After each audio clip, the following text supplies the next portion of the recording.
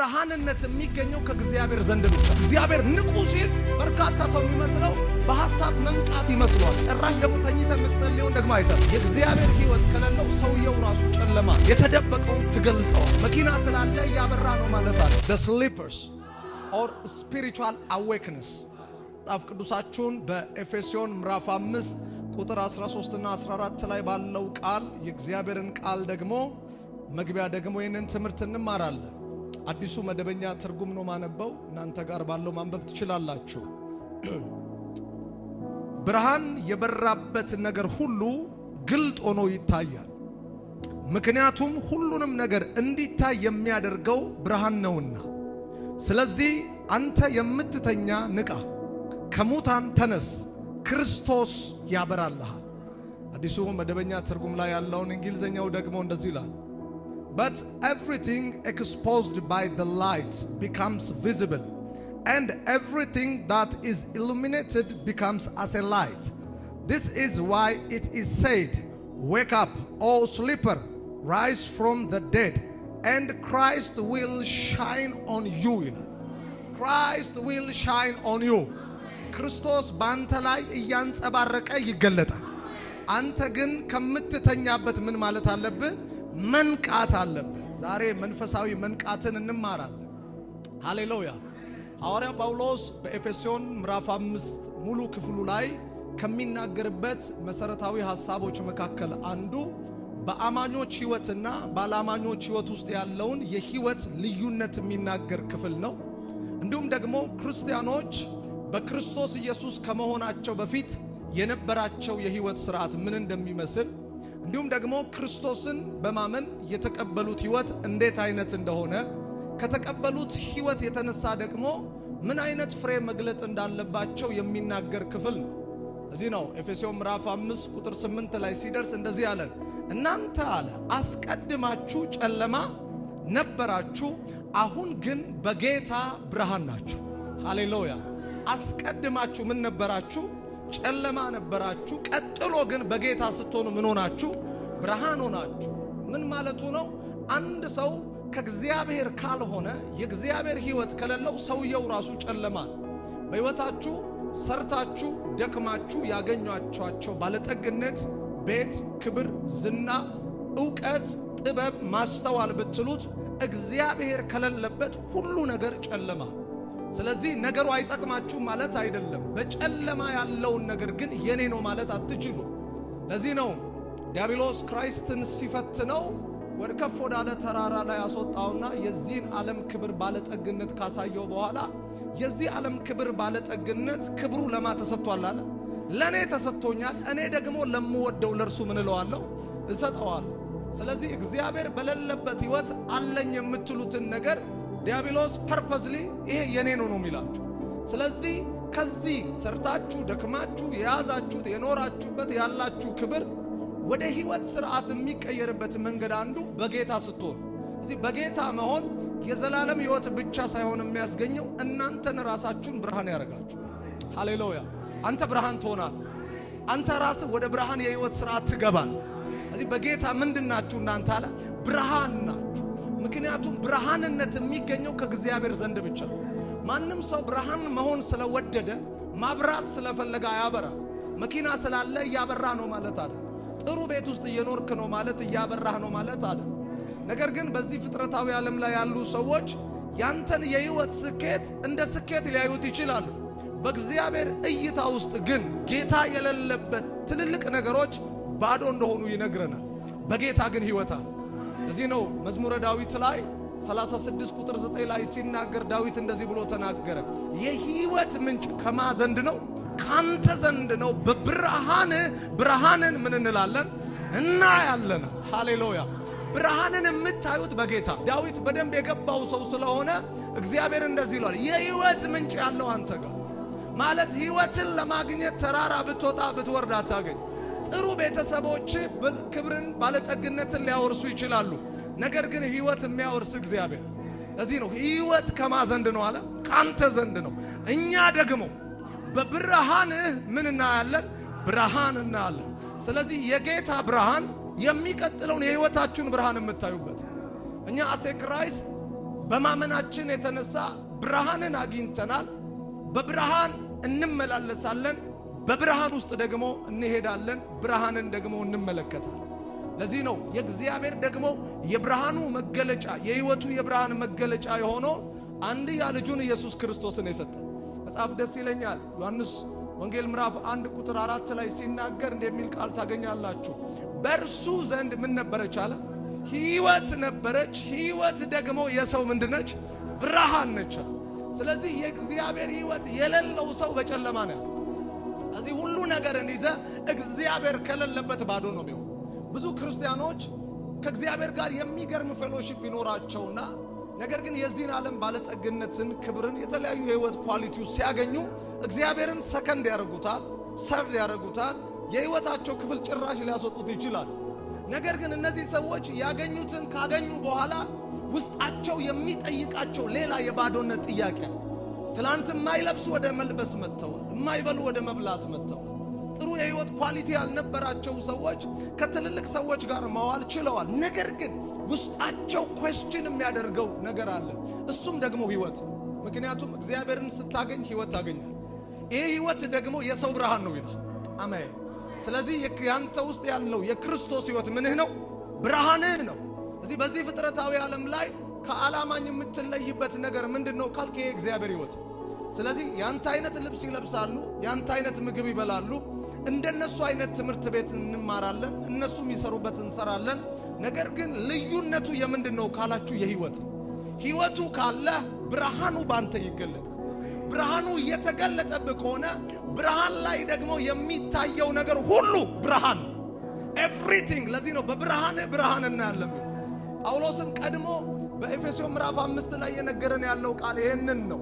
ስለዚህ በክርስቶስ እናንተ ብርሃን ሆናችኋል። ብርሃን ሆኛለሁ ብላችሁ ደግሞ መቀመጥ አይገባችሁ።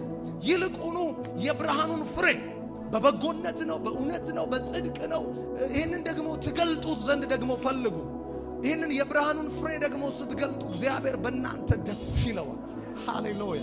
እግዚአብሔር ብርሃናችሁ ከሆነ የእናንተ የሆነ የትኛው መልካም ነገር አይሸሸግም፣ ደግ ነገራችሁ አይሸሸግም።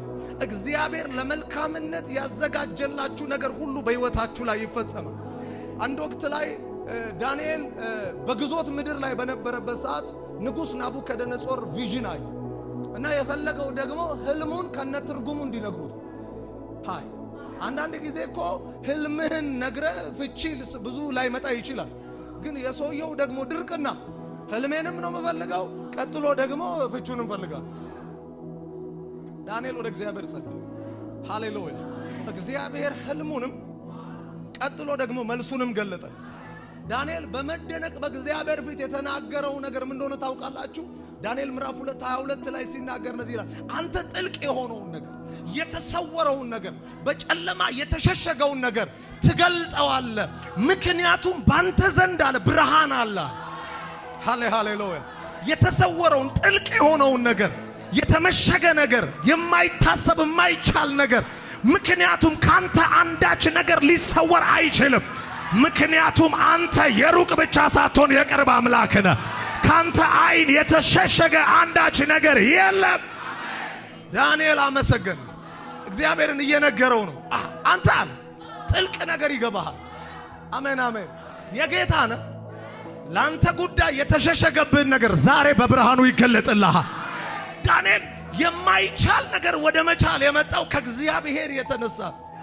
አንተ አለ ብርሃን አለ አንተ ዘንድ፣ የተደበቀውን ትገልጠዋል፣ የተሸፈነውን አለ ትገልጠዋል፣ የተሸሸገውን ነገር ታሳየናል። ሃሌሉያ። እንደውም ምን ይላል አንድ እዛው ቁጥር ላይ የሚናገረው ነገር ምን ነው? ዛሬ የለመንህን ነገር አለ አሁኑኑ አስታወከኝ፣ አሁኑኑ ነገርከኝ አለ። ቅድም ነበር የጸለይኩት፣ ቅድሙኑ ነገሩን ገለጥክልኝ። ዛሬ እንደዚህ ይሆናል። አሁን የጸለያችሁትን አሁን ታዩታላችሁ። አሁን የጸለያችሁት መልስ አሁን ትቀበላላችሁ። አሁን ጠይቄ ነበር፣ አሁን መለስክልኝ። አሁን ነበረ ልመናችን፣ አሁን ግን መልስ መጣ። ኢየሱስ ጌታ ነው። መቼ ነው? ስለዚህ አመሰግንሃለሁ። አንዴ ቁጭ በል። አመሰግንሃለሁ፣ አከብረሃለሁ። የንጉሥ ራእይ ለኔ ገለጥክልኝ። የሰፈር ሰው የንጉሥ ራእይ ማለት የኔ መልሱን ባዛባ ወይ ትክክለኝነቱን ባዛባ አንደኛ ህይወት ያስከፍለኛል፣ ሁለተኛ የብዙ ሰዎችን ህይወት ያስከፍላል። ነገር ግን ትክክለኝነትን በኔ ላይ ገለጽ። ምክንያቱም አንተ ጋር ብርሃን አለ። አንተ ጋር ያለው ብርሃን ሁሉ ነገር ያሳያል። ዛሬ በጌታ በኢየሱስ ስም ይሄ ብርሃን ይበራላችኋል። በዚህ ብርሃን ትመላለሳላችሁ። ለዚህ ነው ጳውሎስ የሚነግረን ሃሌሉያ፣ በብርሃን ሁሉ ነገር ምን ይላል አለ ይታያል። ኤቭሪቲንግ ይታያል። ጨለማ በስውር እያደረገብህ ያለው ጉዳይ አለ፣ አንተ ጋር ሲቀርብ ወደ መታየት ይመጣል። ሰውየውን ብቻ አይደለም የምታየው፣ ከዚህ በኋላ ይሄ ብርሃን ይበራባል። ስራውን ታየዋለህ። ሊያጠፋ የመጣውን የሆነ ሲያጠፋ አይደለም የምታውቀው፣ እንዲህ ታየውና ታውቀዋለህ። የሚባርክን እንደዚህ አይተህ ትለየዋለህ። ዛሬ በጌታ በኢየሱስም አይኖቻችሁ ይብሩ፣ ይከፈቱ፣ ይከፈቱ። The mighty name of Jesus ታያለህ። ምክንያቱም አምላክ ጋር ያለው ብርሃን ስለ thank you አምላክ ጋር ያለው ምንድነው? ብርሃን ነው። የሐዋርያው ጳውሎስ እንደዚህ ያለ እግዚአብሔር ኤቭሪ ሚስጥራትን ኤቭሪ የተሰወሩ ነገሮችን ለመግለጥ አቬለብል ነው ለኔና ለናንተ። ሶ አለና ምን እናርስል ዌክ አፕ ስሊፐርሳ። ስለዚህ አሁን እግዚአብሔር ላንተ የሆነውን ጥልቅ ሚስጥር መረዳት በለው፣ በረከት በለው፣ ትልቅነት በለው፣ ለነገ ህይወት መቃናት የሚያስፈልግን ነገር ሊገልጥልህ መጥቷል። but you are asleep ተኝተሃል። ስለዚህ ምን እግዚአብሔር ያበራላል። አንተ የተኛ ሰውዬ ምን በል ንቃ። አሁን ለካ ክብራችንን፣ ትልቅነታችንን፣ በረከታችንን፣ ሞገሳችንን ሰይጣንም እግዚአብሔርም አልከለከለንም። የኛ መተኛት ነው የሰወረብን። ስትነቃ ታየዋለህ። በብርሃን ሁሉ ነገር ይታያል። ልጅ አድርጌሃለሁ ብሏል። በቃ ልጅነት ምንም ባለ ጥርጥር ይታያል። ወይኔ ጌታ እውነት ግን ልጅ አድርገኸኛል፣ የእውነት ግን ትባርከኛለህ፣ እውነት ግን እኔ ጸሎቴን እየሰማ ነው። ግን ስንቴ ጮኩ ይላል አንዳንዱ። እየሰማ ነው። አንተ ስለተኛ ነው እየሰማ ያልመሰለ። ያ ጭራሽ ደግሞ ተኝተህ የምትጸልየውን ደግሞ አይሰማ። ስለዚህ ትልቁ ጉዳይ እግዚአብሔር በጳውሎስ በኩል እየነገረን ያለው እውነት ምንድነው? እግዚአብሔር ሁሉን ነገር ወደ መገለጥ ሊያመጣልን እኛንም ነገሮቻችንንም ሊያበራ ወስኗል። አሁን ግን ከናንተ የሚጠበቅ ነገር አለ። እሱም ደግሞ መንቃትና ከሙታን መካከል ምን ማለት ነው? መነሳት ነው። መነሳት ያስፈልጋል። ሙታን የሚላቸው ምሽግ መቃብር ላይ ያሉትን ወደ ጌታ የሄዱትን ሰዎች አይደለም።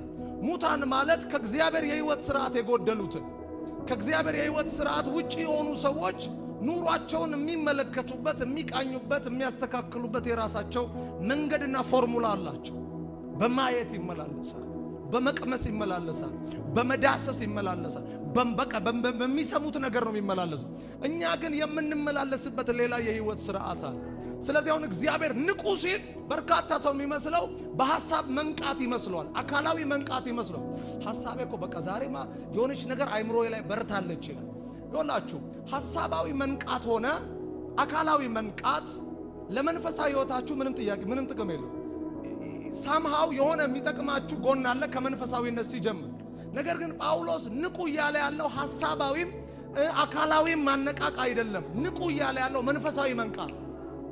ምክንያቱም ህይወታችሁ እየተቀዳ ያለው ከመንፈስ ዓለም ስለሆነ ሐሳባዊ ዓለማችሁ ነቅቶ አካላዊ ነገር ላይ ነቅታችሁ መንፈሳዊ ዓለም ላይ ያለውን ህይወት ግን ነቅታችሁ ማትመለከቱ ከሆነ ህይወታችሁ የሆነው ጌታ ያለው እዛ። ስለዚህ በምን እንንቃ? ትልቁ የሚያስፈልገን ጥያቄ ነው። በምን ልንቃ? ንቃ እያለ ነው ጳውሎስ። በምን ልንቃ? ይህ ትልቅ ጥያቄ ነው። ምክንያቱም ሰዎችን ራሳችሁን የምታውቁበት መንቃት ወይም መረዳት ለመንቃት ወሳኝ ነገር ነው። እግዚአብሔር ሰውን ሲፈጥረው በሶስት ነገሮች ነው የፈጠረው፣ ኮምባይን አድርጎ በስጋ አካል፣ ነፍስ እና ደግሞ መንፈስ። አካል የምንለው የፍጥረታዊ አካላችን የሚታየውን ፊዚካል ቦዲያችን ነው። ይህ ፍጥረታዊ ቦዲያችን ፍጥረታዊ ነገር ላይ እንድንመላለስ የሚያደርገን ነው። እዚህ ይሄ አካላችን ዕውቀትን፣ በረከትን፣ ትልቅነትን የሚያውቀው ከሚያየው ከዚህ ከፍጥረታዊ ከሚዳስሰው በአምስቱ የስሜት ህዋሳቶች ነው። በዚህ በአምስቱ ስሜት ህዋሳት የሚኖሩ ሰዎች አሉ፣ ፍጥረታዊ ሰዎች ይባላል። ሌላ የሰው ክፍል አለ፣ ነፍስ ይባላል። ነፍሳችን ውስጥ ደግሞ ስሜት፣ ፍቃድ፣ ዕውቀት፣ ማይንድ፣ ኢንተሌክት የምንላቸው ነገሮች ያሉት፣ ሀርት የምንላቸው ነገሮች ያሉት ይሄ የነፍሳችን ክፍል ውስጥ ነው። ማለት ማወቅ የሚሰራበት፣ ፍቃድ የሚሰራበት፣ ስሜት የሚሰራበት ስፍራ ነው ይሄ ስፍራ። ሌላኛው ደግሞ የሰውነታችን ክፍል አለ፣ መንፈስ ይባላል። መንፈሳችን ደግሞ ከመንፈሳዊ ዓለም ጋርና ከመንፈሳዊ አካል ጋር ህብረት የምናደርግበት። ስለዚህ እነዚህን ሶስቱን ነገሮች እግዚአብሔር ሰውን የፈጠረበት አንድ ያደረገበት የፍጥረት ልዩነታችን አንዱ ይሄ ነው። ደስ ከሚለኝ ቃል መካከል አንዱ አንደኛ ተሰሎንቄ ምዕራፍ 5:23 ላይ ሲናገር የሰላም አምላክ ራሱ ሁለንተናችሁን ምን ይበለው ይቀድሰዋል፣ መንፈሳችሁን፣ ነፍሳችሁን፣ ስጋችሁን ጌታችን ኢየሱስ ክርስቶስ በሚገለጥበት ጊዜ አለነቀፋ ፈጽመው ምን ይበሉ ይጠበቁ፣ የጠራችሁ የታመነ ነውና ደግሞ ያደርገዋል። እዚህ ቀድሰዋለሁ ብሎ ምን ይለዋል እያለ ነው የቀድሰዋል እያለ ባይዘባይ ሁለንተናችሁን የመቀደስ አቅም ከእግዚአብሔር ውጪ ማንም የለም። ቢኮዝ እግዚአብሔር ነው ቀዳሽ። ለዚህ ነው ዘሌዋውያን ምዕራፍ 20 ቁጥር 6 ላይ ሲናገር የሚናገረው ሥርዓቴን አድርጉ ጠብቁትም የምቀድሳችሁ እግዚአብሔር ነኝ ይላል። እዚህ የሚቀድሳችሁ ማን ነው? እግዚአብሔር ነው። ጳውሎስም ይመጣና ምን ይለናል? የሰላም አምላክ ራሱ ምን ይበላችሁ ይቀድሳችሁ። እሱ ከቀደሳችሁ ቅዱሳን ናችሁ። ያንተ ቅድስና በስራ ነው በእግዚአብሔር ነው። በእግዚአብሔር ከሆናችሁ የእናንተ ቅድስና ሁለንተናዊ ነው። እዚህ ሰውን ሁለንተናችሁን ይቀድስ ነው የሚለው። አንዱን የህይወታችሁን ወይም የሰውነታችሁን ክፍል መርጦ አይልም። ነፍሳችሁን፣ መንፈሳችሁን፣ ስጋችሁን ነው የሚለው። ስለዚህ የእግዚአብሔር ቀዳሽነት ለሆነው ለሰውነታችን ክፍል ብቻ ሳይሆን ሁለንተናችን። ስለዚህ በዚህ ፍጥረታዊ ዓለም ላይ በአካል ስለምትመላለሱ እናንተ ስጋ ናችሁ ማለት አይደለም። ወይም ደግሞ በሐሳብ ዓለም ኢንተሌክቹዋሊ ስማርት ስለሆናችሁ የምታስቡትን ናችሁ ማለትም አይደለም። ነፍስ አይደላችሁ። መንፈስ ነኝ ብትሉም ደግሞ መንፈስ አይደላችሁ። እግዚአብሔር መንፈስ አድርጎ የፈጠረው መናፍስት የሚሉትን የኪሩቤሎችንና መላእክትን ነው። ሰው ከነዚህ ሶስት ነገር የተዋቀረ ነው። ስለዚህ ነፍስ፣ መንፈስ፣ አካል ያለው ፍጥረት ናቸው። ስንፈጠርም እንደዛ ነን። በክርስቶስ አሁንም እንደዛ ነን። በሚመጣው ዓለምም የምንኖረው ደግሞ እንደዛ። ሃሌሉያ። የሚበሰብሰው የማይበሰብሰውን ምን ይላል? ይለብሳል። በዛ ጊዜ ነፍስ አለን፣ መንፈስ አለን። የማይበሰብሰውን ሲለወጥ ደግሞ ሌላ ደግሞ አካል ይኖራል። እዚህ ሙሉ ሰው ሆነን ነው የምንኖረው። አሜን አሜን። ሁለንተናችን ለእግዚአብሔር ምን ተብሏል? ተቀድሷል። አንዳንድ ሰው ይከፍለውና እኔ ስጋ ነኝ ይላል። ወላ አይን በደንብ ስለሚያይ አይን እኔ ብቻ ነኝ ስጋ ማለት አይችልም። ምክንያቱም ሰውነት አካል ላይ የአይን ተግባር ሌላ ነው፣ የጆሮ ተግባር ሌላ ነው፣ የአፍ ተግባር ምንድነው ሌላ ነው። ሁሉም ተግባራቸው የተለያየ ነው። ነገር ግን አንድ አካል ነው የሚባለው። አሜን። ግልጽ ነው። አሁን ከእግዚአብሔር ህይወት የምትቀዳበትን መስመር ላሳይ። ስለዚህ አሁን በየትኛው ነው ህይወትን እየመሰረትክ ያለው? በአምስቱ የስሜት ህዋሳት ነው ከእግዚአብሔር ጋር ፌሎሺፕ ለማድረግ እየሞከርክ ያለው? ቢሊቭ ሚ እግዚአብሔር በዚህ አምስቱ ስሜት ህዋሳቶች ካንተ ጋር ፌሎሺፕ የማድረግ ፐርፐዝ የለው።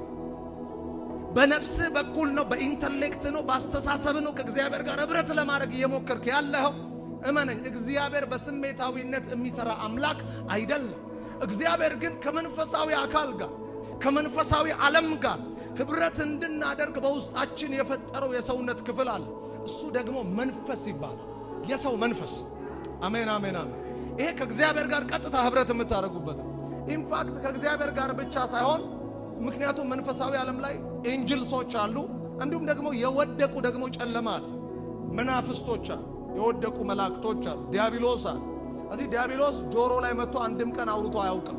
የሚያወራ በመንፈስ በኩል አገኘኸኝ ቁጭ ብለህ እኮ አንቺ እኮ ኑሮ ምንም እየሰራልሽ አይደለም፣ ወደ ጌታ ብትሄጂ ይሻላል ያለው በጆሮ ነው የሰማኸው አይደለም፣ በውስጥ ነው የመጣው።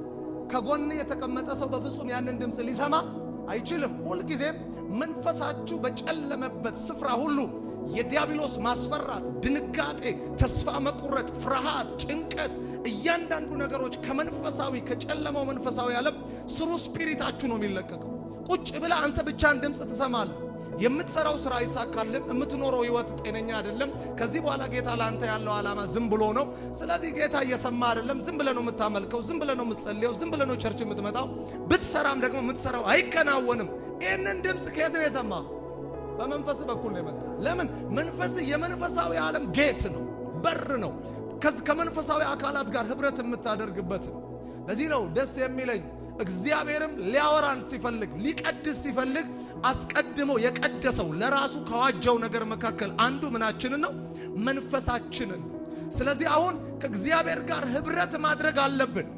ስፒሪቹዋሊ አዌክ ማድረግ መንቃት አለብኝ ብላችሁ መንፈሳችሁ ግን ስሊፐር ከሆነ ከእግዚአብሔር ዓለም ለእናንተ የታቀደውን ነገር መቀበል አትችሉ። ጌታ ዛሬ መልካም ያደርጋል። ዛሬ አንድ ሰው የተኛ ሰውዬ መንቃት ይሆንለታል። አው ከቸርች እኮ ውጣና ሂድ እያለ ያለ ነገር አለ፣ ተኝቷል ማለት ነው መንፈስ። ምክንያቱም የእግዚአብሔር መንፈስ ለእናንተ መመስከር የሚችለው እናንተ እግዚአብሔርን ማምለክ የምትችሉበት የብቸኛው መንገድ መንፈሳችሁ ነው። ምክንያቱም እግዚአብሔር በመንፈስ ያልሆነን የትኛውንም ነገር ከናንተ አይቀበልም። ለዚህ ነው ኢየሱስ ለዛች ለሳምራዊቷ ሴት ዮሐንስ 4:24 ላይ ሲመጣ እንደዚህ አላት፣ ሃሌሉያ የሚያመልኩት በእውነትና በምን ያመልኩታል? በመንፈስ ያመልኩታል። እንደነዚህ አይነቶችን ምን ይላል? ይሻቸዋል። አሁን እግዚአብሔር የሚሻው አምልኮ አለ ማለት በስሜታዊነት ልታመልክ ትችላለህ፣ በስጋዊ ጭንቅላት ልትጸልይ ትችላለህ። አምልኮት ግን ሰማይ የመግባት አቅም የለው።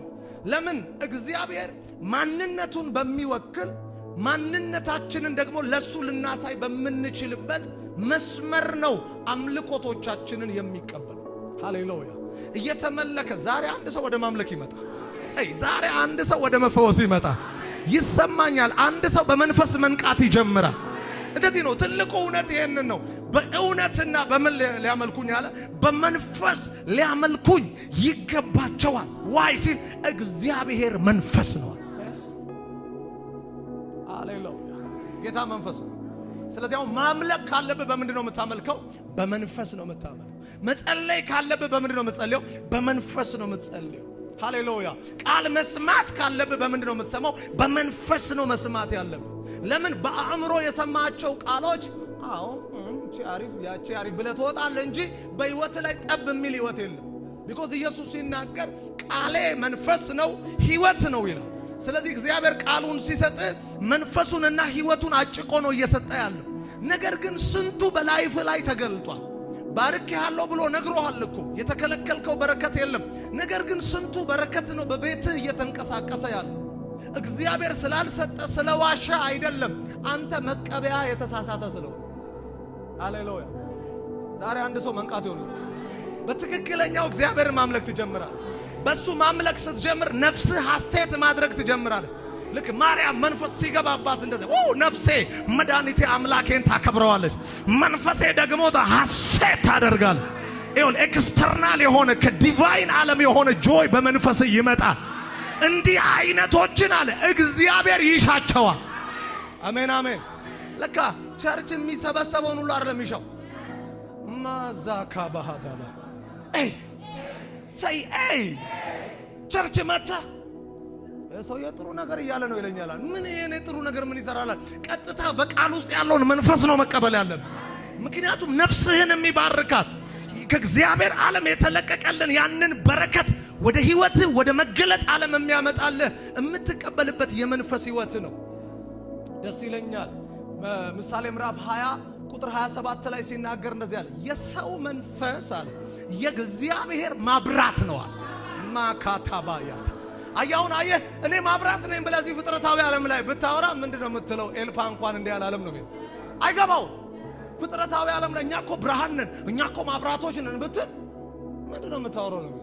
እስቲ ክፍል ግባና አንተ ብትማርበት እኛ እኮ በቃ ብርሃኖች ነን ስትል እስቲ አብራ ብሎ ማብራት ቢያጠፋ ምንድነው የምትሆነው? አታበራም። ሃሌሉያ! አንዳንዴ ሰዎች ስፔሲፊክሊ ነኝ የምትለውን ነገር ከትክክለኛው ከምንጩ አንጻር ነው መረዳት ያለ። እንደዚህ አለ፣ የሰው መንፈስ አለ የእግዚአብሔር ምንድነው አለ መብራት ነው አለ። ስለዚህ መንፈሳዊ ዓለም ላይ ሲግናል ትሰጣለህ ማለት ነው። ጌታ የት ነህ ሲል እዚህ ጋር ነኝ። ስለዚህ እዚህ ቸርች ውስጥ አሁን በስሜ በተሰበሰቡት 1 2 3 በሆኑበት እኔ በዛ እገኛለሁ። አሁን እግዚአብሔር መልካም ነገሮችን ሁሉ ወደ ህይወት ሊያመጣ ፈቅዷል፣ ሊባርክ ፈቅዷል። ታማሃል ልትፈወስ ፈቅዷል። ፈቅዷል በላ እንዴ አረ ፈቅዷል። ቤታችንን ሊባርክ ምን ብሏል? ሊፈውሰን ምን ብሏል? ሊያከብረን ምን ብሏል? ታላቅ ሊያደርገን ምን ብሏል? ፈቅዷል። እስቲ አንዴ ፈቅዷል። ጂሰስ ኢዝ ዘ ሎርድ። ዛሬ የእግዚአብሔር ፍቃድ በህይወታችሁ ይፈጸማል። የእግዚአብሔር ፍቃድ በሕይወታችሁ ላይ ይመጣል። አንዴ ቁጭ በሉልኝ።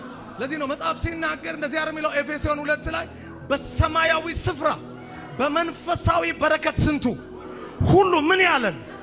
አሁን መንፈሳዊ ዓለም ላይ ላንተ ለቢዝነስ በለው፣ ላንተ ለጤናህ በለው፣ ላንተ ለአገልግሎትህ በለው፣ ላንተ ለሚቀጥለው ዘመን በለው፣ ለሚቀጥለው ልምላሜ በለው፣ እግዚአብሔር ያልሰጠ መንፈሳዊ ስፍራ ላይ አንዳች በረከት የለም። የለም። እስቲ አንዴ የለም። አንዴ ቁጭ በልልኝ። አሁን የሆነ ነገር ይበራልህ። የከለከለ ነገር አለ ወይ? አለ ወይ? በደንብ መልስ። አለ ወይ? የእግዚአብሔር ቃል በሁሉም ካለ በአንዳንዱ እያልክ አንተ አትቀንስም። አይችን አልሰጠንም ይላል። አንዳንድ በጣም ጥሩ የሆነ ይመስላል። ሁሉንም ሰጥቶናል። ነገር ግን ስንቱ ነው አሁን በሕይወታችን እየሰራ ያለ? አሁን እዚህ ጋር ሲመጣ ኦኬ ሁሉ ተሰጥቶኛል፣ ግን አኗኗሬ እንዴት ነው? ሁሉ እንዳለው ነው ወይስ አንዳንዱ ኢሉዥን ነው? ሁሉ ከኛ የቲፎዞ ያያ ሲወጣ እኮ ምንም የለም ይሏል። ሴጣን ራሱ አሁን እኔ አንዳንዱ እባክህ ዝም ብለህ ነው የምትነቃቀው እያለው ይሆናል። ያ ሁሉ ያንተ ነው እያለ የኛ ነው ብሎ ይሆናል። በቃ በእግሬ ነው የምትሄደው ይላል። ማዞሪያ ላይ የለሽም እኮ ዝም ብለሽ ነው አንቺ። ቅድም እኮ ስሜታዊ ሆንሽ እኮ ቸርቹ ልጆቹ እየስዋው ምናምን ሲሉ ዝም ብለሽ እኮ ነው የነካሽ እንጂ የለሽም ይላል። እኛ የዲያብሎስ ድምፅ አሰማ። አሜን። የነጠረ የህይወት ቃል አለ። ነፍስ መንፈስ ጅማትን እየሰነጠቀ የሚመረምር ቃል አለ። ይሄ የነገረ እንደዚህ ነው። ሁሉንም በረከት ሰጥቻለሁ። ሰይጣን ሁሉም መንፈሳዊ ስፍራ ላይ ያለው በረከት ተገፎበታል። አለቅነት፣ ስልጣን፣ ጌትነት ሁሉ ተሽሯል። ለኔና ለአንተ ግን በረከትና ታላቅነት ተሰጥቶናል። ህይወትና መክበር ተሰጥቶናል። ተሰጥቶናል። አንዴ ተሰጥቶኛል በለኝ። ተሰጥቶኛል በል። የጎደለኝ የለም በል። የጎደለኝ ነገር የለም በል። እንዲህ እያላችሁ ቤታችሁ ላይ ጎሎሃል የተባለ ድምፅ ዛሬ ወደ ሙላት መጣ። የዲያብሎስ ሽንገላ ከቤታችሁ ላይ ተመታ። ከህይወታችሁ ላይ ተመታ። ከወጣትነታችሁ ላይ ተመታ። ከቢዝነሳችሁ ላይ ተመታ። የኔ ከምትሉት ነገር ላይ ተራገፈ። ሃሌሉያ። አንዴ ቁጭ በሉልኝ። አንዳች ለዚህ ነው ደስ ይለኛል። ያዕቆብ ምዕራፍ 1 ቁጥር 17 ላይ በጎ ስጦታ ፍጹም በረከት ሁሉ ከየት ነው አለ? ከላይ ነው አለ። ስንቱ ከላይ ነው አለ? ሁሉ ከላይ ነው። በመዞር የተደረገ ጥላ በእርሱ ዘንድ ከሌለ ከየት ይወርዳል አለ? ከብርሃናት አባቶች ይወርዳል። አቻንዳ በረሃካታ ዛሬ ይሄ በረከት ይመጣብሃል። አንዴ ቁጭ በሉልኝ። ይሄን ቃል ላብራራው። ኤቭሪ ጉድ ኤንድ ኤቭሪ ፐርፌክት ጊፍት ነው የሚለው። ጊፍት የሚለውን አምፕሊፋይድ ባይብል ሲተረጉመው እንደዚህ ይላል። ፉል ይለዋል። ኤቭሪ ፉል ፐርፌክት ኤንድ ጉድ ብሌሲንግ ሻታ ባሃካታ። ቀጥሎ እንደዚህ ይለዋል። ኤቭሪ ላርጅ ይለዋል። ትልቅ ይለዋል። ሙሉ ይለዋል። በረከት ሁሉ ከላይ ይወርዳል። እግዚአብሔር ጎደሎ በረከት የለው። እግዚአብሔር ትንሽ በረከት የለው። እግዚአብሔር የሆነ እንደ ቁመት እንደ ዕድሜ የለው። ለዚህ ነው ጳውሎስ ሲናገር እንደዚህ ተናገረ። አምላኬ እንደ ባለጠግነቱ መጠን በክብር በክርስቶስ ኢየሱስ የሚያስፈልጋችሁን ይሞላባችኋል። ትንሽ ይሰጣችኋል አይደለም፣ ይሞላባችኋል። Receive it in the mighty name of Jesus. Receive it in the mighty name of Jesus. Receive it in the mighty name of Jesus. አንዴ ቁጭ በሉልኝ። ማሳብራሃካታ every blessing, my God, full blessing, full gift, large gift. አየከለባ ሳታባሃዳ ረከቴፔለ ሻካታ ዳሃዳ ወይኔ የላቀ በረከት ሁሉ የኔ ነው። ትልቅ በረከት ሁሉ የኔ ነው። ሙሉ በረከት ሁሉ የኔ ነው። በኢየሱስም ደርዘን እየሆነ ይመጣባችኋል። ታላቅ እየሆነ ይመጣባችኋል።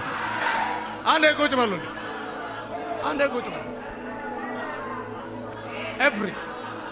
every good አገኙኝ። every what good። አንዴ ቁጭ በሉ። every what good and every perfect የላቀ ነገር ታውቃለህ? በጣም የላቀ ለአንተ ልቀት የሆነ ሰው ላይ ያየኸውን፣ እኛ ግን ልቀት ብለን የምንጠራው እግዚአብሔር ላይ ያየነውን። ሃሌሉያ። የሆነ ሰፈር ላይ ዛሬ ተነድቶ ነገ ወይኔ አለፈበት ተብሎ የሚጣል አይደለም። እንደ ወይን እየጣፈጠ የሚሄድ ዘመንን ሲተካ በረከቱ ስፍራውን የማይለቅ ተወዳጅነትንና ተፈላጊነት ያለበት ስም ያለበት ሞገስ ያለበት ክብር ያለበት ዛሬ በሕይወታችሁ ላይ ይመጣል። ከየት ይወርዳል? ከብርሃናት አባት ፉል ይሆን ፉል ከእግዚአብሔር ምንድነው የምትለምነው? ምንድነው የለመንክ ያለው? ምንድነው የሚሰጥህ? ትንሽ ነው የሚሰጥህ። ቸርች 5 ዓመት ስትመጣ ነው ትንሽ የሚጨምርልህ። አንተ እኮ ገና ሰሞኑን የመጣው ይላል። አንተ እኮ ገና ቀስ ያለን በረከቱ የመጀመሪያ ሰልፈኛ አገልጋዮች አለን። ቀጥሎ ደግሞ የሆነ አይነት ዘርፍ ላይ ያሉ፣ ቀጥሎ ደግሞ አዳዲሶች ደግሞ መጨረሻ እንዲህ የሚባል ነገር የለም። አንዱ ስለ ሁሉ በቂ ነው። አንዱ ውስጥ በአንድ ጊዜ ሁሉም ላይ በረከቱ ይመጣል። ለዛው ሙሉ በረከት ከየት ነው የሚወርደው? ከላይ። አንዴ ከላይ በሉ። ኦኬ፣ ከላይ ነው የሚወርደው። እግዚአብሔር አይዋሽም። እርግጠኛ ናቸው። ማመን አለበት። እርግጠኛ ነው። እግዚአብሔር የማያደርገውን አያወራ። ስለዚህ ኦኬ፣ ይህንን ሁሉ በረከት መንፈሳዊ ስፍራ ላይ ለኔና ለናንተ ሰጥቶናል። አሁን እኛ ይህንን ነገር የምንቀበለው በምናችን? ታሷይ የሰው መንፈስ የእግዚአብሔር ምንድን ነው አለ? ብርሃን ነው አለ። ስለዚህ ለእግዚአብሔር ሲግናል መስጠት አለ። በስሜታዊነት ጌታዬ ብለህ ብትጮህ አይሰማም። በመንፈስ ሻካታ ለባህደ ታደርገዋለህ ስትል እንዴት ብዙ ቃል አልደረደርክም አይልም፣ ያመጣዋል። ሊፈውስ ሲፈልግ የሆነ ምስኪን የሆነች ነገር ይዘ ውሃ ይዘ ጥግ ላይ ጌታ ሆይ እኔ ባሪያህን ጥግ ላይ የተቀመጥኩትን አታየኝ እንዲህ የሚባል ነገር የለም። አይተኸኛል፣ በልጅ አይተኸኛል፣ በልጅ ጎብኝተኸኛል። ዛሬ ደግሞ የራሴ ቀን ነው። አሁን አንተ ለኔ በረከቴን ትለቅልኛለህ። ሁሉም እዚህ ጋር ሳይመሰክር ቀድሜ እኔ መሰክራለሁ። ነገሮቼ ቀድመው ይሰራሉ። ይሁን እንዲህ በተማመንክበት ሰከንድ በረከቱ ይመጣል። ፈውስ ፈጥኖ ይበቅላል። እንደሚጠጣ ገነት ትሆናለህ። መልካም ነገር ሁሉ ካንተ አይታጣም። አንዴ ቁጭ በሉ። ለዚህ ነው መጽሐፍ ሲናገር እንደዚህ አለ። በደጅ ቆሜ ምን እላለሁ? ማንም ቢከፍትልኝ ወደ እርሱ ምን እላለሁ? ከእርሱ ጋር አብሬ ምን እላለሁ? እኔም እሱም ደግሞ ከኔ ጋር ምን ይላል? ኦኬ፣ የትኛው በር ነው የምትከፍትለት? እቺን ማይ ጋድ መንፈስ ልክ ሲከፈት እንዴት እያለቀስክ እንደሆነ ሳታክ ሻታ ባሃታ አለ ከኔ ጋር ትላለህ። ህልውና ይሰማኛል፣ በረከት ይሰማኛል፣ መዓዛ ይሰማኛል፣ ፈዋሽነት ይሰማኛል። ዛሬ በጌታ በኢየሱስም ልብ ይከፈታል፣ መንፈስ ይበራል። አንዴ ቁጭ በሉ። እየገባ ነው የቱ ጋር እንደሚከፈት፣ የቱ ጋር ያንኳኳ እንዳለ፣ የቱ ጋር እንደሚያወራ፣ የቱ ጋር እንደሚናገር ዛሬ በጌታ በኢየሱስ መንፈስ ላይ ዛሬ ድምፅ ይመጣል። ሰው ያልሰማውን የበረከት ቃል ትሰማለህ። ሰው ያልተረዳውን ታላቅ ምስጢር ትረዳለህ። ወይኔ ዛሬ ሌላ አንድ ታላቅነት ይመጣብሃል። ሺባባባባ ሻታባ receive in the mighty name of Jesus. Receive in the mighty name of Jesus. Receive in the mighty name of Jesus. In the mighty name of Jesus. አንዴ ቁጭ በሉልኝ። ማሳብራሃዛ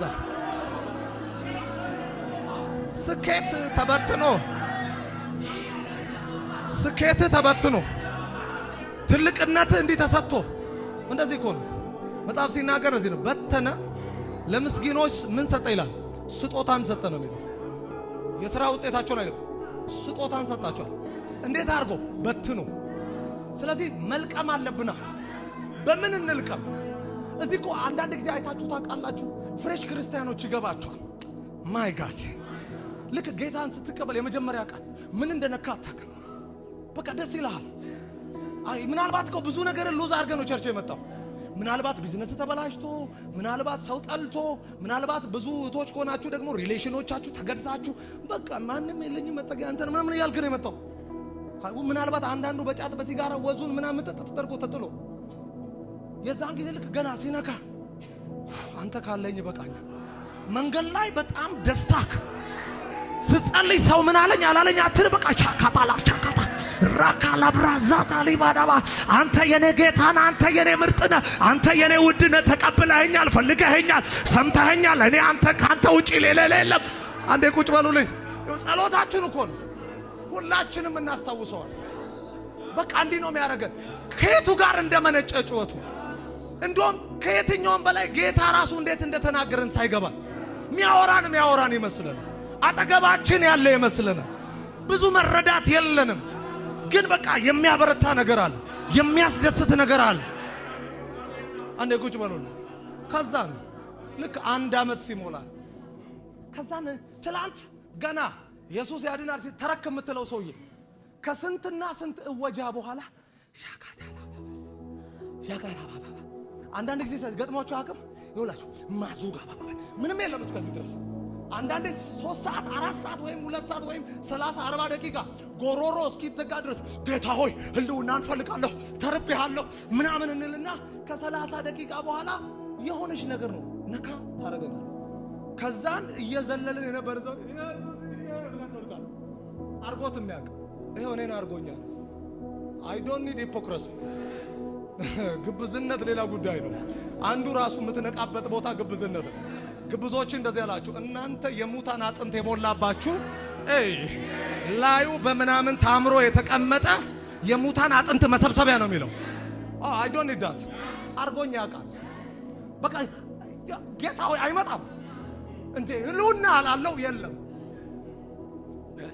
በቃ ጌታ ዛሬማ የሆነ ነገር ድምጼ የተቀየረ ምንም ነገር ሳለ ከዛን አንዳንዴማ እንደዚህ ብለህ ጥግ ይዘህ በጌታ ሆይ በቃ ዛሬ ስለደከመኝ ደግሞ አይደል መንፈስ ተኝቶ አንተ እየታገልክ ሻካታ ባባባባ የለም ንቅድቅ የለም። ልክ በመንፈስ ስትበራ መንፈስ ቅዱስ ኢዝሊ ነው የሚመጣው። ቁጭ ብለህ በቃ ደስ ይልሃል። አንብብ የሚል መንፈስ ይመጣባል። ማብራቱን አብራና ሻባሃዲያቶስ እስቲ መጽሐፍ ቅዱሱን ክፈተው ይልሃል። ብቻህን ረቀቅ ትላለህ ቤት ውስጥ። መስታወት ደግሞ ሳሎን ካለ ወይ መኝታ ክፍል ካለ ራስን እያዩ ሻላባያት ሄዳለሁ በኢየሱስ እቀጥላለሁ በኢየሱስ ነገሮቼ ይሰራሉ። እኔን ማንም አያስቆመኝም። በረከቱ እየመጣብኝ ነው። ኃይሉ በላይ ላይ ነው። በኢየሱስ እኔ ሌላ ሰው ነኝ። ማካታ ራካታ ዛሬ ይሄ ነገር ይመለስልሃል። ዛሬ ብርሃን በልብ ላይ ይበራል። አንዴ ቁጭ በሉ። አንዳንዴ ኃጢአት የሰራ እስኪመስል ድረስ መንፈስ ቅዱስ ተቆጥቶ ካጠገብ የጠፋ እስኪመስል ድረስ ሞክረ የለም። በስጋ እየሞከርክ ነው፣ በስሜታዊነት እየሞከርክ ነው። ነገር ግን በመንፈስ ስትሆን፣ ምክንያቱም መንፈስ የእግዚአብሔር ምንድነው አለ? መብራት ነው አለ። ለዚህ ነው መጽሐፍ ሲናገር ኢየሱስ እንደዚህ ያስተማረ፣ መብራትን አብርቶ አለ ማን ነው ካልጋ ስር የሚያስቀምጠው አለ?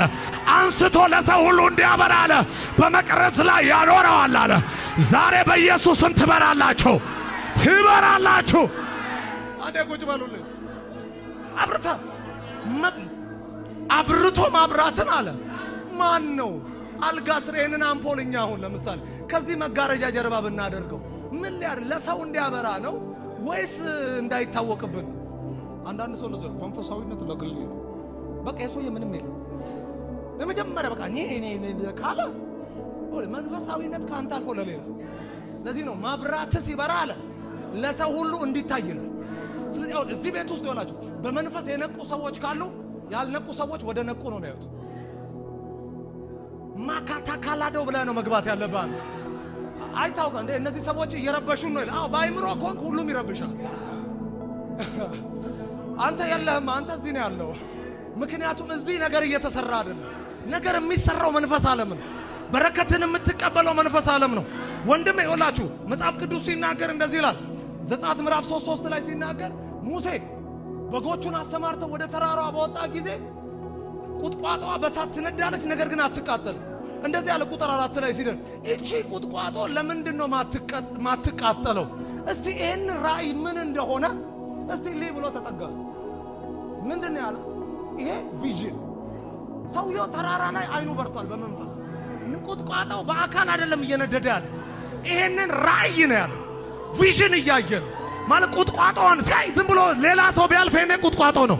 በጉ እሳት እየነደደ እያየ አይደለም፣ ነገር ግን በመንፈስ በርቶለታል። ምንድን ነው ይሄ ነገር ብሎ ሲጠጋ የእግዚአብሔር ድምፅ መጣበት። ዛሬ እንደዚህ ይሆናል። በመንፈስ ትነቃላችሁ። እግዚአብሔር ለመንፈሳችሁ በረከት ይናገራል፣ መልስ ይናገራል፣ ፈውስ ይናገራል፣ ትልቅነት ይናገራል፣ መፈታት ይናገራል። ጸንታችሁ ትቆማላችሁ። አሜን። አንዴ ቁጭ በሉ። ከደጅ ቆሜ ምን እላለሁ? በደንብ ይግባ። አንዳንዴ በቃ በሩን ከፍታለሁ፣ የልቤን በር ከፍታለሁ እያልክ 100 ጊዜ እየዘመርክ ነገር ግን ምንም የተከፈተ ታሪክ የለም። እሱ ምንም ልብንም ያንኳኳ አይደል? አሜን። ልብ ያንኳኳ። ልብ የሆነ ፍቅረኛ ነው መጥቶ የሚያንኳኳው ወይ ነው ቤተሰብ ነው የሚያንኳኳው። ያ የቤተሰብ እናቴ፣ አባቴ፣ ዓለሜ፣ ቆንጂዬ ነው ሚስቴ፣ ሪሌሽንሺፕ፣ ጓደኞቼ፣ ቤስት ፍሬንድ፣ እነዚህ ልብን ያንኳኩታል። ለዚህ ነው በተመሳሳይ ጊዜ የተመሳሳይ ቦታ መሄድ ስለሚከብድ አንዱ ጋር መርጠ የምትሄደው። ያ አንዴ ለቅሶ ሊኖር ይችላል፣ በዛው ሰዓት ሰርግ ሊኖር ይችላል፣ በዛው ሰዓት ቸርች ሊኖር ይችላል። አንተ ልብን የተቆጣጠረው ጋር ትሄዳለህ። መንፈስን ግን የተቆጣጠረው ለቅሶ አትልም። ሙታንን ምን ይበሏቸው? ሻካታ ባህል ከፊት ለፊት መጥተህ ምንም እንዳልሆነ ሰው እየዘለልክ ነው። ምንድነው ይሄ? ሰውዬ በስጋ አይደለም። መጽሐፍ ሲናገር እንደዚህ ያለ የጌታ መንፈስ በእናንተ ውስጥ ቢኖር በመንፈስ እንጂ በስጋ